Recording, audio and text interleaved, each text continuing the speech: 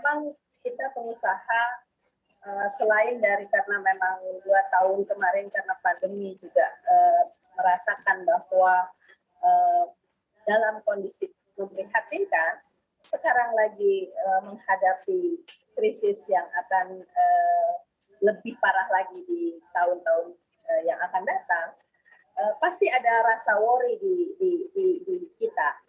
Tapi ya kami akan berusaha tetap bahwa kita tahu kita sebenarnya masih bisa untuk survive dengan bagaimana sumber daya kita yang ada ini kita maksimalkan.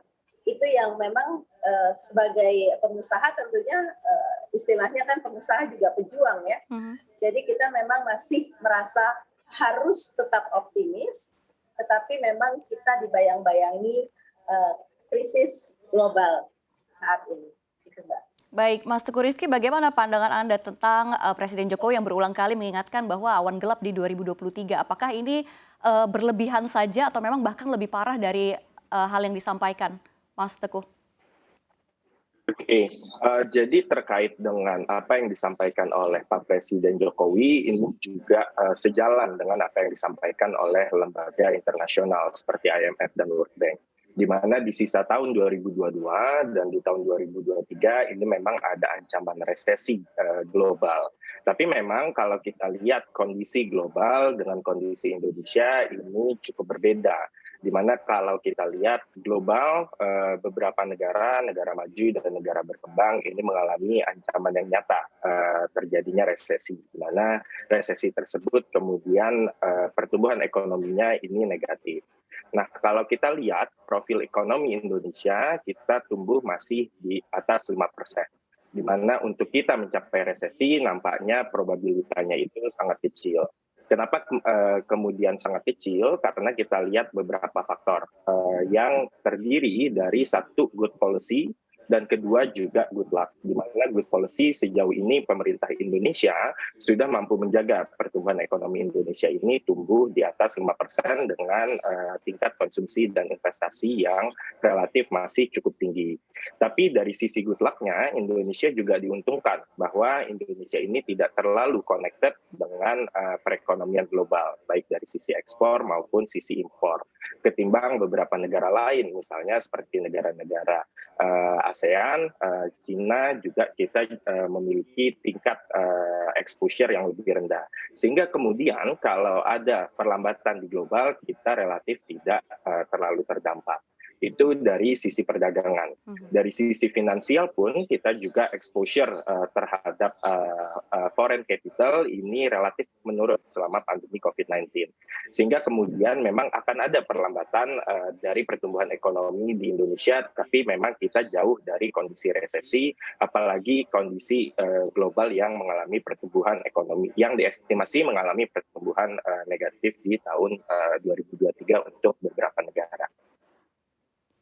Baik, saya akan ke Bu Diana. Bu Diana, kalau misalnya kita melihat semua dunia dipenuhi ketidakpastian begitu ya, ada banyak gonjang-ganjingnya gitu. Ini sebenarnya sektor apa saja sih yang sudah terdampak dari adanya ketidakpastian ini? Ya, yang paling terdampak adalah di mana bahan-bahan produksi mereka itu sangat tergantung kepada pihak luar. Dan kalau kita melihat sekarang kita berbicara sektor, Mbak, itu hampir semua sektor yang bahan bakunya tidak punya di dalam negeri, itu sudah terdampak. Kita tahu bahwa terjadi inflasi juga untuk harga-harga tertentu yang mempengaruhi terjadinya inflasi. Itu terjadi dan seperti misalkan kita lihat sekarang banyak sektor diantaranya adalah untuk tekstil itu juga terpengaruh sekarang. Kemudian juga hampir teman-teman yang di sektor perdagangan itu berteriak semua. Artinya hampir semua sektor. Cuma kalau yang masih sekarang kan diminta oleh pemerintah bahwa kita harus mendorong pemakaian produk dalam negeri. Nah, ini yang akhirnya karena kita juga berkompetisi, harga itu bisa agak terkoreksi. Ini yang selalu didorong, sehingga kalau berbicara tadi semua sektor hampir kena imbas, tetapi banyak teman-teman yang telah berusaha untuk menggunakan TKDN sesuai dengan yang diharapkan oleh pemerintah. Sehingga nilai yang bisa tetap kita lakukan untuk melakukan produksi, sehingga harga-harga itu bisa terkoreksi, dan memang sangat baiknya yaitu sumber daya kita fokuskan kepada hilirisasi produk-produk komoditas sehingga dapat memaksimalkan nilai tambah. Ini juga dilakukan oleh teman-teman. Nah, ini yang kemarin mungkin Pak Jokowi juga menyampaikan, menanamlah di paling tidak di halaman rumahnya dan sebagainya. Ya, jangankan seperti itu, kita sudah memulai dengan memaksimalkan kolaborasi dengan semua stakeholder, bagaimana TKDN itu kita maksimalkan, kemudian kita juga memproduksi bahan-bahan baku. Itu Mbak. Baik, Bu Diana, kalau untuk tahun depan sendiri bagaimana pandangan Anda? Kalau kita berbicara sebagai pengusaha harus optimis. Cuma kita tahu bahwa ini sangat berat.